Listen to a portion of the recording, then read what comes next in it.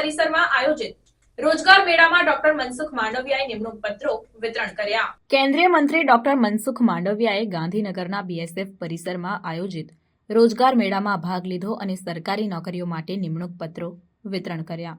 આ પ્રસંગે ડોક્ટર માંડવિયાએ જણાવ્યું કે મોદી સરકાર યુવાનોને રોજગાર આપવાના વચનને પૂર્ણ કરવા માટે પ્રતિબદ્ધ છે। આ રોજગાર મેળામાં વિવિધ સરકારી વિભાગો અને સંસ્થાઓએ ભાગ લીધો હતો, જેમાં યુવાનોને વિવિધ ક્ષેત્રોમાં નોકરીઓ માટે તક આપવામાં આવી હતી। ડોક્ટર માંડવિયાએ જણાવ્યું કે આ પ્રકારના રોજગાર મેળા યુવાનોને તેમની ક્ષમતાઓને અનુરૂપ નોકરીઓ મેળવવામાં મદદરૂપ થાય છે અને દેશના વિકાસમાં યોગદાન આપે છે।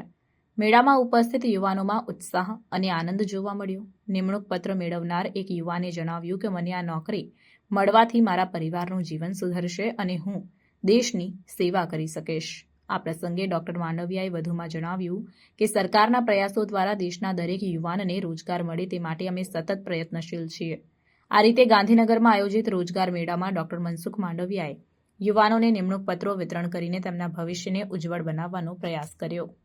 मोदी जी के नेतृत्व में देश बदल रहा है, देश आगे बढ़ रहा है, नया भारत का निर्माण हो रहा है, रोजगारी का सर्जन भी हो रहा है, प्लेसमेंट भी हो रहा है। प्राइवेट सेक्टर में भी रोजगारी का सर्जन हो रहा है और गवर्नमेंट सेक्टर में भी रोजगारी का सर्जन हो रहा है, नियुक्तियां हो रही है।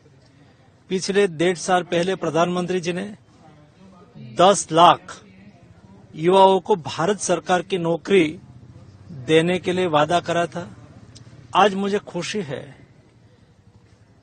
14वें संस्करण में 8,50,000 नियुक्ति पत्र दिया गया है और आने वाले दिनों में नियुक्तियां हो रही है।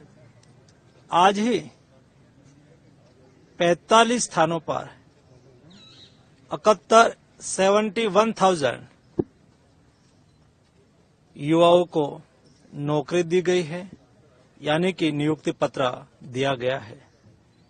मुझे खुशी है युवाओं आज विकसित भारत के निर्माण में नेशन के प्रति अपना दायित्व सरकार की नौकरी के द्वारा कॉम्पिटिटिव एग्जाम को पास करके देने के लिए जा रहा है।